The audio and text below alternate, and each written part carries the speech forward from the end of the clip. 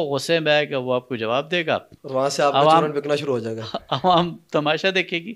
یہ تھیٹر جو لگا دیا انجینئر محمد علی مرزا نے یا مفتی، اچھا آپ خود آ گئے اس طرف. اچھا، اور وہ حنیف قریشی صاحب نے یا طارق مسعود صاحب نے، یہ کوئی بھلائی کا کام یہ نہیں. وقاص صاحب نے ایک ہی لائن میں اپنا انجینئر مرزا صاحب کو بھی، حنیف قریشی صاحب کو بھی اور طارق مسعود صاحب کو بھی ڈسکس کر لیا. اب میں آ جاتا ہوں ادھر ہی کہ لوگ تو فرقہ کہہ رہے ہیں، آپ 72-73 کی بات کرتے ہیں. انجینئر مرزا صاحب باقاعدہ خود ایک فرقہ بنتے جا رہے ہیں. جو میڈیا کہہ رہا ہے، جو لوگ کہہ رہے ہیں، یا جو باتیں ہو رہی ہیں، اس کو آپ کیسے دیکھتے ہیں پھر؟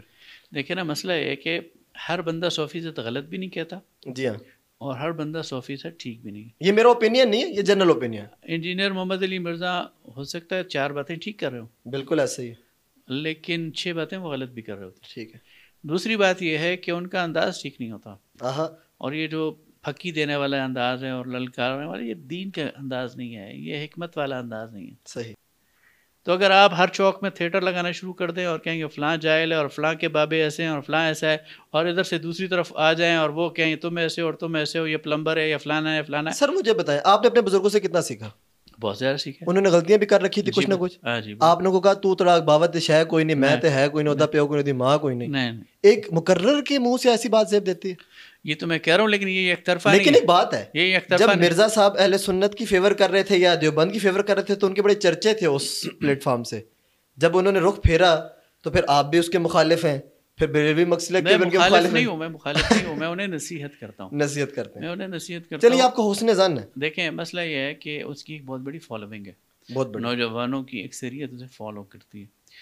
وہ ساری باتیں غلط بھی نہیں کر رہا، بالکل ایسے ہی ہے، ٹھیک ہے، لیکن اس کا ایک تو انداز ٹھیک ہو جائے.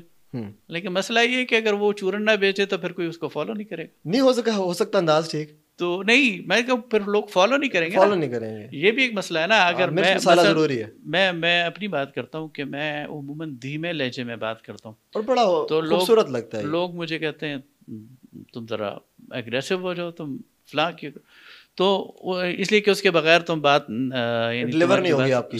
کوئی سنے گا نہیں، کوئی اس پر ریئیکٹ نہیں کرے گا، کوئی 2-4 گالیاں نہیں دے گا، کوئی جواب نہیں دے گا تو سنے گا. لیکن اس نفسیاتی کیفیت سے ہمیں خود بھی نکلنا ہے اور قوم کو بھی نکالنا ہے، خاص طور پر نوجوان نسل کو. دیکھیں سیاست کے اندر یہ انتہا پسندی آ گئی ہے، مذہبی معاملات میں انتہا پسندی آ گئی. ہم قوم ہے یار، ہم پاکستانی ہیں. صحیح کہہ رہے ہیں آپ.